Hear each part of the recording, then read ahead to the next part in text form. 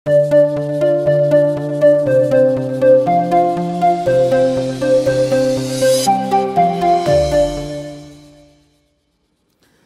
দর্শক, আসসালামু আলাইকুম রহমতুল্লাহি ওয়া বারাকাতুহু। ইন্নাল হামদুলিল্লাহ ওয়াসসালাতু ওয়াসসালামু আলা রাসূলিল্লাহ। পবিত্র মাহে রমজানের এই শুভ সময়ে যে যেখান থেকে দেখছেন এখন টিভি, দর্শক স্বাগত জানাচ্ছি আপনাদের প্রত্যেকেই। আমি খালিদ সাইফুল্লাহ বকশী। শুরু করছি আপনাদের জন্য আমাদের মাসব্যাপী বিশেষ আয়োজন ভাইয়া হোটেলসের সৌজন্যে সংযমের অর্থনীতি। এই আয়োজনের পাওয়ার্ড বাই স্পন্সর শাহজাদি মেহেদি 2-in-1 মেহেদি। এই আয়োজনের সহপৃষ্ঠপোষক মুনতাহা স্টিল। দর্শক, আশা করছি ভালো আছেন, সুস্থ আছেন, সিয়াম সাধনায় আছেন, চালিয়ে যাচ্ছেন চেষ্টা কি করে আরও ভালো মুসলমান, ভালো নাগরিক হওয়া যায়, মহান আল্লাহ তাআলার সন্তুষ্টি পাওয়া যায়। আল্লাহ তাআলা আপনার চেষ্টা কবুল করে নিন, আমিন। দর্শক, আপনাদের এই চেষ্টার সাথে যুক্ত হয়েছি আমরাও। আপনাদের জন্যই আমাদের বিশেষ এই আয়োজন। এই আয়োজনে প্রতিদিন কোনো একটা বিষয় নিয়ে আমরা কথা বলবার চেষ্টা করব, যেখান থেকে আমরা সকলেই লাভবান হব ইনশাআল্লাহ।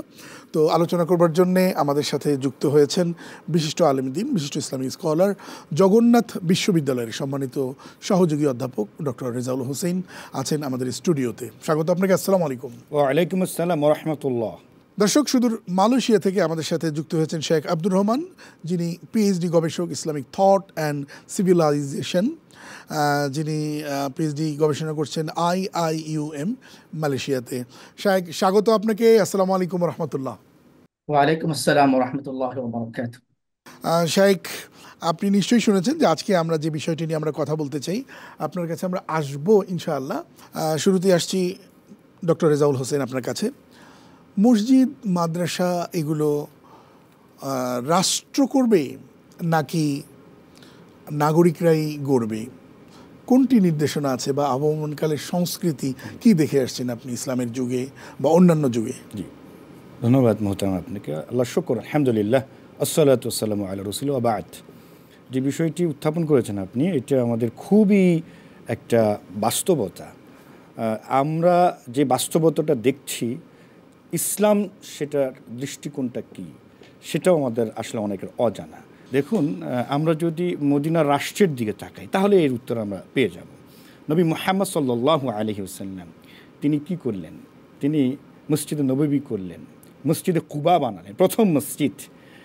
তো আমরা দেখতে পাই সেখানে সবাই সম্মিলিত কালেকটিভ যে চেষ্টা, সেটার মাধ্যমে কিন্তু মসজিদে কুবা প্রথম মসজিদে হলো, তারপরে মসজিদে নববী করলেন এবং অন্যান্য অনেক মসজিদ নির্মাণ হলো নবী সাল্লাল্লাহু আলাইহি ওয়াসাল্লামের জীবদ্দশায়।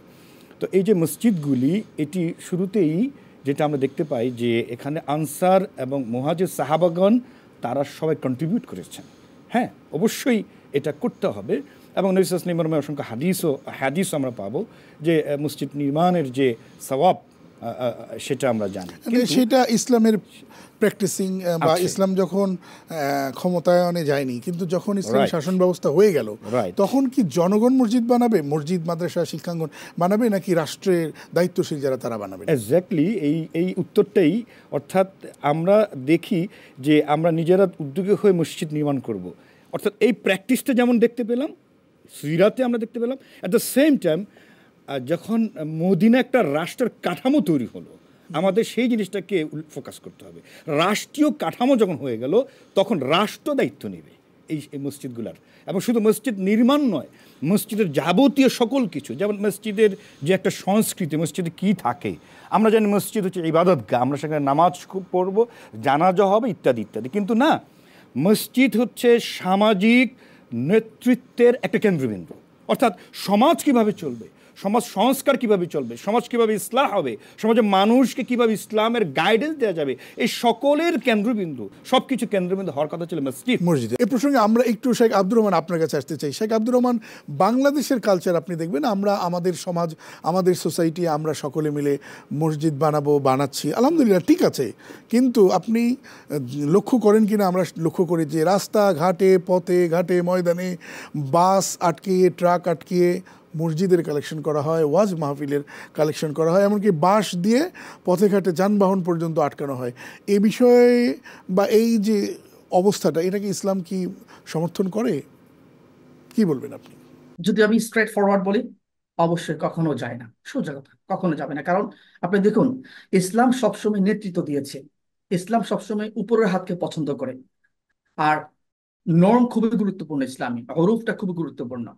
সমাজ ব্যবস্থায় যখন আমরা দেখতে পাচ্ছি যে মাল্টি ডাইমেনশনাল এখানে মানুষ এখানে বাংলাদেশে বসবাস করেন, যখন আমরা এভাবে মানুষের পথ রুদ্ধ করে এভাবে মানুষের কাছ থেকে মসজিদ এবং মাদ্রাসার জন্য চাঁদা তুলবো বা টাকা তুলবো, এবং এটা যদি হোক এক এলাকার মানুষ অন্য এলাকায়, তখন এখানে খেদা, যেটা খেদা সবচেয়ে ভয়ঙ্কর ইসলামী একটা গুরুত্বপূর্ণ পাপ, অর্থাৎ মানুষকে ধোঁকা দেওয়া, সেটার একটা এখানে আশঙ্কা থেকে যায়। আমরা আর আবারও আসবো আপনার কাছে ইনশাল্লাহ।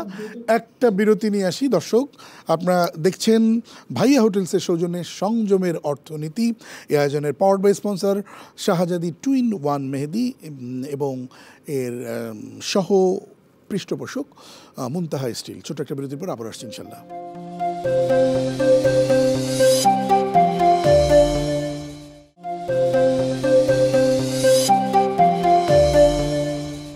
স্বাগত আরেকবার, সাথে থাকবার জন্য অসংখ্য ধন্যবাদ। দর্শক, দেখছেন ভাইয়া হোটেলস নিবেদিত সংযমের অর্থনীতি, পাওয়ার্ড বাই শাহজাদি 2-in-1 মেহেদি। এই আয়োজনের সহ পৃষ্ঠপোষক মুনতাহা স্টিল। দর্শক, এই আয়োজনে কথা বলছি মসজিদ মাদ্রাসার কালেকশন, প্রেক্ষিত ইসলামের স্ট্যান্ডার্ড, এই বিষয় নিয়ে চমৎকার করে বলছিলেন আমাদের সাথে মালয়েশিয়া থেকে আমাদের সাথে যুক্ত হয়েছেন শেখ আব্দুর রহমান। ডক্টর রেজা, আপনি ওনার সঙ্গে কি একমত কিনা? নিশ্চয়ই একমত হবেন, কিন্তু প্রশ্ন হচ্ছে এইটা প্রতিকারের উপায় কি? এটা কি সামাজিক সচেতনতা বোধের উপর ছেড়ে দেবে, নাকি আইন শৃঙ্খলা রক্ষা বাহিনীর দায়িত্ব, নাকি আসলে কিভাবে ব্যাপারটাকে কাস্টমাইজ করে এটাকে বন্ধ করা যায়? আমি একেবারে সুনির্দিষ্টভাবে বলবো যে অবশ্যই এটাকে রাষ্ট্রকে দায়িত্ব নিতে হবে, কারণ রাষ্ট্রের সংশ্লিষ্ট সংস্থা আছে। আপনি জানেন যে একটা ধর্ম মন্ত্রণালয় আছে, ইসলামিক ফাউন্ডেশন আছে, যারা ইভেন ইসলামিক ফাউন্ডেশনের তো মডেল মসজিদ কার্যক্রমও আছে, আপনি জানেন, যেখানে কমপ্লেক্স আছে মসজিদের মধ্যে, একেবারে ফুল প্যাকেজ। তো তাদের তো একটা দায়িত্ববোধ থেকেই যায় যে এই যে মসজিদে যে আমাদের শেখ মালয়েশিয়াতে বললেন যে আমাদের দেশে এই যে খেদা হচ্ছে, এটা কিন্তু আমরা প্রায়শই পত্রপত্রিকা দেখি, বাস্তব। অর্থাৎ মসজিদের নামে আমরা টাকা নিচ্ছি এবং সেই টাকা আমরা ভোগ করছি, এটার সাথে আসলে মসজিদের কোনো কার্যক্রম নেই। আমি নিজেও এই ধরনের অনেক অভিজ্ঞতার মুখোমুখি হয়েছি, আপনিও নিশ্চয়ই হয়েছেন। আমাদের তাহলে প্রতিকারটা কীভাবে করতে হবে? আমাদের প্রথমত হলো রাষ্ট্রীয় পদক্ষেপ নিতে হবে যে এই জাতীয় মসজিদের নামে যে কাজগুলি হচ্ছে, রাস্তায় থামিয়ে হোক অথবা বাড়িতে বাড়িতে যে হোক অথবা বিভিন্ন সংস্থার নামে হোক, এই যে এইভাবে কালেকশন, এই বিষয়টাকে মনিটরিংয়ে আনা, এটা এক। সামাজিক সচেতনতা, ডেফিনেটলি আমাদের একটা সোশ্যাল অ্যাওয়ারনেস ক্রিয়েট করতে হবে। আসলে এখানে একটা কথা বকশী ভাই বলতেই হয়, আমরা খুব ইনোসেন্টলি কাজটা করে ফেলি। যখনই কেউ গাড়ি আটকিয়ে হোক অথবা পার্সোনালি ইনফ্লুয়েন্স করে হোক, যখন কাউকে এভাবে চায়, তখন আমরা মসজিদে, আমরা হাদিসগুলি শোনানো হয় যে একটা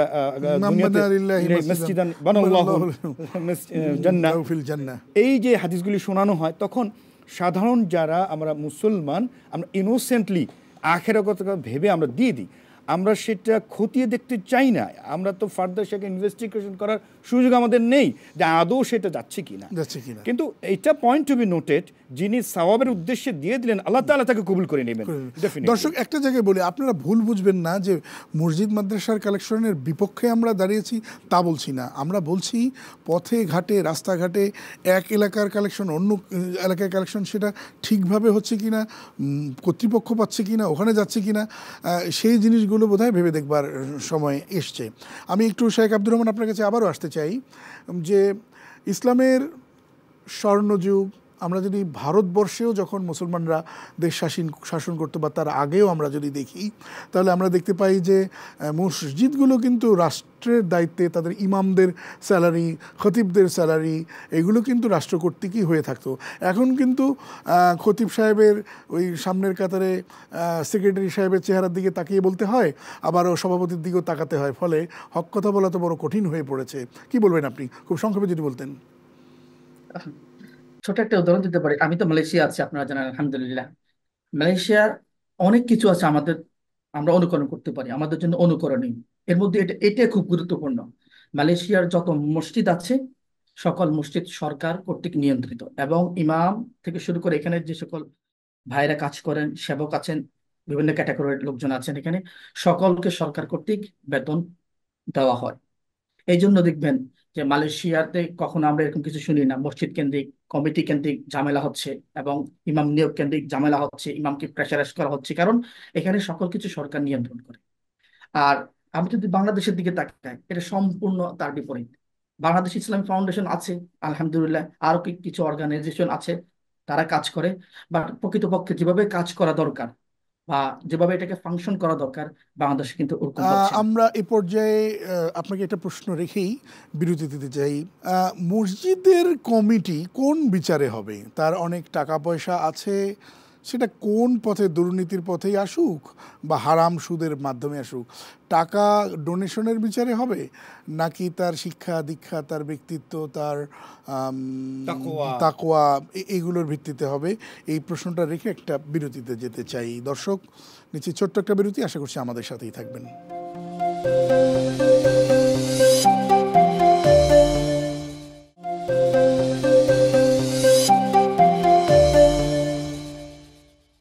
স্বাগত আরেকবার, সাথে থাকবার জন্য অসংখ্য ধন্যবাদ। দর্শক, দেখছেন ভাইয়া হোটেলস নিবেদিত সংযমের অর্থনীতি। এই আয়োজনের পাওয়ার্ড বাই স্পন্সর শাহজাদি 2-in-1 মেহেদি আর আমাদের সহযোগী পৃষ্ঠপোষক মুনতাহা স্টিল। আজ আমরা কথা বলছি মসজিদ মাদ্রাসার কালেকশন, প্রেক্ষিত ইসলামের ভাবনা কি, এই সকল বিষয় নিয়ে। ডক্টর রেজা, জিজ্ঞেস করেছিলাম যে আসলে কীরকম হবে মসজিদ কমিটি, কেমন হবে, তাদের টাকা পয়সা বেশি আছে, বেশি ডোনেট করে, এজন্যই সেই কমিটি হবে? জি, আমি দায়িত্ব নিয়ে একটা কথা বলবো এই প্রশ্নের উত্তরে, যে আমাদের দেশে যে মসজিদগুলা নির্মিত হয়েছে, যদি সংখ্যার দিক থেকে বলি প্রায় 3 লাখ বা অ্যারাউন্ড এরকম, এর নিচে না। তো এত লক্ষ লক্ষ মসজিদ, তারপর আরও মসজিদ হচ্ছে, জুমাতে তো মসজিদের জায়গাও পাওয়া যাচ্ছে না, অথচ ঢাকা কিন্তু মসজিদের শহর আপনি জানেন বলা হয়। তাহলে এখানে এত এত মসজিদ, এই বেশিরভাগ মসজিদ আনফর্চুনেটলি বলতে হচ্ছে এগুলো হচ্ছে কম্পিটিটিভ বাস্তবতা, যেটা আমরা সেখান থেকে ইসলাহ হবে। এই জন্য এই কথাগুলো বলছি যে আমার একটা মসজিদ আছে আমার পাড়ায় মহল্লায়, আমি এই মসজিদে আমার পাশের মহল্লার তিনি আসছেন না, কারণ তার সাথে আমার একটা যেন জেলাসি, আমার আরেকটা মসজিদ করতে হবে, তাকে দেখাতে হবে এর চেয়ে আরও বেটার মসজিদ। তাহলে এই যে মসজিদ যে আল্লাহর ঘর, বেশি হলে তো সমস্যা নেই, কিন্তু মসজিদের যে কনসেপ্ট, মসজিদ নির্মাণের যে উদ্দেশ্যটা আমাদেরকে হাত দিতে হবে, গোড়ায় যেতে হবে। অর্থাৎ আমাদের উদ্দেশ্যকে আল্লাহকে সন্তুষ্ট করার জন্য, বা এখানে ইবাদতগাহ হবে আল্লাহকে রাজি খুশি করার জন্য, নাকি মানুষকে শো আপ করার জন্য, দেখানোর জন্য যে আমার মহল্লায় এত লাক্সারিয়াস মসজিদ। এটা হাদিসে আছে, আপনি জানেন যে নবী সাল্লাল্লাহু আলাইহি ওয়াসাল্লাম বলেছেন যে কিয়ামতের আগে অনেক সুউচ্চ সুরম্য অট্টালিকার মতো মসজিদ হবে, কিন্তু প্রকৃত মুসল্লি পাওয়া যায় না, আমাদের ফজরে লোক পাওয়া যায় না, লোক পাওয়া যায় না। অথচ জুমাতে আপনি লক্ষ্য করে দেখুন রাস্তায় সংকুলন হয়। এই লোকগুলি যদি ফজরে যদি হতো, ওই যে আকিমুস সালাত, যে সালাত প্রতিষ্ঠার কথা বলা হয়েছে, প্রতিষ্ঠা হলো এমন যে জুমাতে যেরকম সংকুলন হয় ফজরেও সংকুলন হবে না, তাহলেই আকিমুস সালাত বা ইকামাতুস সালাত। ছোট্ট করে যদি বলতেন কারা, কি ধরনের, কি টাইপের লোকেরা কমিটি হবে? আমি একেবারে সহজভাবে বলবো, একেবারে সুনির্দিষ্টভাবে বলবো, যারা সত্যিকার অর্থে ইসলামকে ভালোবাসে, ইসলামকে ধারণ করে আল্লাহর রেজামন্দির জন্য, নবী মুহাম্মদ সাল্লাল্লাহু আলাইহি ওয়াসাল্লাম মহাব্বতে, তারাই আসলে মসজিদে দায়িত্বশীল হবেন, ক্ষমতায়নের জন্য না। আমাদের কিন্তু মসজিদ কমিটিটা এখন ক্ষমতার একটা সিম্বল হয়ে গিয়েছে, কিন্তু হওয়াটা এমন কথা ছিল না। যার মধ্যে দিনদারি আছে, যে সত্যি তাকওয়াবান, তার মসজিদে দায়িত্বশীল দেখতে হবে। আমরা একটু আব্দুর রহমান শেখ আপনার কাছে আসতে চাই, যে ঢাকা শহর তো মসজিদের শহর, একেবারে কোয়ার্টার কিলো 500-700 গজের ভেতরেই মসজিদ। এখন অনেকে বুঝে হোক না বুঝে হোক খুব শক্তিশালী মাইক লাগাচ্ছেন। তো দরকার তো এই মসজিদের আশপাশে যে সকল মুসল্লিরা, তারা আল্লাহু আকবার ধ্বনি, হাইয়া আলাস সালাহ, হাইয়া আলাল ফালাহ শুনেই তো আসবার কথা, আসুক, এতটুকুন তো প্রয়োজন আছেই। কিন্তু এমন কি প্রয়োজন আছে কিনা মসজিদগুলোর যে 5 মাইল দূরে যেতে হবে, 10 মাইল না গেলে হবে না? তো অনেকগুলো মসজিদে যখন একসঙ্গে সাউন্ড হয়, তখন তো সাউন্ড পলিউশন হয়। তো ইসলাম বিষয়টাকে কিভাবে দেখে? মহতারাম, অনেক সুন্দর প্রশ্ন করেছেন। আচ্ছা, আমরা যদি আজানের দিকে তাকাই, আজানটা আসলে কেন দেওয়া হয়? আজান শব্দের অর্থ কি? আযান ইউআদ্দিন মুআদ্দিন, দেওয়া, ছড়িয়ে দেওয়া, আহ্বান করা, মানুষকে কিসের দিকে আহ্বান করা? নামাজের দিকে, নামাজের জন্য আহ্বান করা, নামাজের বিষয়ে মানুষকে স্মরণ করিয়ে দেওয়া। তাহলে ইসলামের যে আজানের যে প্রচলনটা হলো, এটা উদ্দেশ্য ছিল মানুষকে নামাজ সম্পর্কে সচেতন করা এবং সাহাবারা যাতে মসজিদে আসতে পারেন, আজানের শুনে, সেই জন্য এই আজানের ব্যবস্থা করা হয়েছে। এখন আপনার প্রশ্নটা খুব দারুণ ছিল, সেটা ছিল যে আমি এমন ভাবে আজানের ব্যবস্থা করলাম যে আমার আজানের সাউন্ড 10 মাইল দূরে যাচ্ছে, 5 মাইল দূরে যাচ্ছে। আমার প্রশ্ন হলো, 5 কিলোমিটার দূর থেকে কি মানুষ আপনার মসজিদে আসবে নামাজ পড়তে? এটা হলো প্রশ্ন। কারণ আপনার উদ্দেশ্য হলো আপনার আশেপাশে যারা আছেন বা যারা আপনার মসজিদে নামাজ পড়তে আসেন তাদেরকে আজানের শব্দটা শোনানোর জন্য। এখন সাউন্ড আপনি এভাবে করে দিলেন যে আল্লাহর রহমতে 10 কিলোমিটার পর্যন্ত যাচ্ছে, তাহলে এটা তো যে মূল উদ্দেশ্য সেটার বাইরে চলে যাচ্ছে। এটা শুধু আজানের ক্ষেত্রে না, অন্যান্য ইসলামিক যে জালসা হোক একই অবস্থা। অর্থাৎ আপনার যতটুকু যেখানে যতটুকু প্রয়োজন সাউন্ড, এর বাইরে যখন আপনি নিচ্ছেন তখন মূল উদ্দেশ্য থেকে আপনি বের হয়ে যাচ্ছেন। করবো যে এই মূল উদ্দেশ্য থেকে বেরিয়ে যাওয়ার ফলে কিন্তু কিছু কিছু প্রবলেমও তৈরি হচ্ছে শাইখ। সেটি হচ্ছে অনেক রোগী থাকে যাদের এই শব্দের কারণে হার্টের প্রবলেম হয়, অনেক পরীক্ষার্থী থাকে তাদের ডিস্টার্ব হয়। তো সুতরাং ইসলাম তো এমন না যে কাউকে কষ্ট দেওয়াটাকে তো কখনো ইসলাম সমর্থন করে না। না, ইসলাম অবশ্য সমর্থন করে না। তবে আজানের যে বিষয়টা, এটা দেখুন, বাংলাদেশে আমরা 90% মুসলমান দেশ বলা হয় এবং মানুষ খুবই ইসলাম প্রিয় এবং ইসলামকে মন থেকে ধারণ করেন। তো আপনি যখন এমন কিছু বলবেন যেটা তাদের গতানুগতিক যে নর্ম ছিল বা যে চিন্তাধারা ছিল সেটার বাইরে চলে যায়, অনেক ক্ষেত্রে দেখা যাচ্ছে যে মানুষ সেটা হয়তো বা নাও গ্রহণ করতে পারে।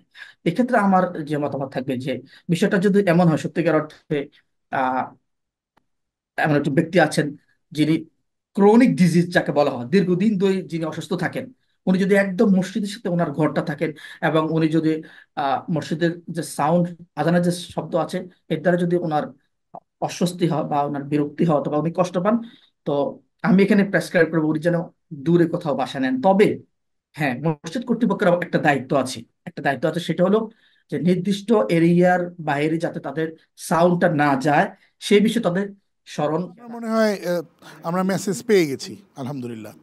অনেক অনেক ধন্যবাদ শেখ আব্দুর রহমান আপনাকে সুদূর মালয়েশিয়া থেকে আমাদের সাথে যুক্ত হওয়ার জন্যে। দর্শক, শেষ করব যাবার আগে যে কথাটি বলতে চাই যে আমরা কোনো অবস্থাতেই মসজিদ মাদ্রাসার কালেকশনের বিপক্ষে নই, তবে স্ট্যান্ডার্ড মেনটেন করতে হবে। যত্রতত্র গাড়ি ঘোড়া থামিয়ে বা কিছু দালাল কিসিমের লোককে নামিয়ে দিই এভাবে নয়, সেটাই ইসলামের প্রত্যাশা। সেই সাথে আমরা আজানের ধ্বনি এটাকে একটা সহনশীল অবস্থায় নিয়ে যাওয়া, 10 মাইল 20 মাইল দূরে যাওয়া নয়, বরং নিজেদের ক্যাম্পাসের মধ্যে আওয়াজটা থাকুক, তাহলে কারো কষ্ট হবে না, এমনটাই দাওয়াত দিচ্ছি আমরা। দর্শক, আপনারা দেখছিলেন ভাইয়া হোটেলস নিবেদিত সংযমের অর্থনীতি, পাওয়ার্ড বাই শাহজাদি মেহেদি। এই আয়োজনের সহ পৃষ্ঠপোষক মুনতাহা স্টিল। আজ পর্যন্তই। আসসালামু আলাইকুম রহমতুল্লাহি ওয়া বারাকাতুহু।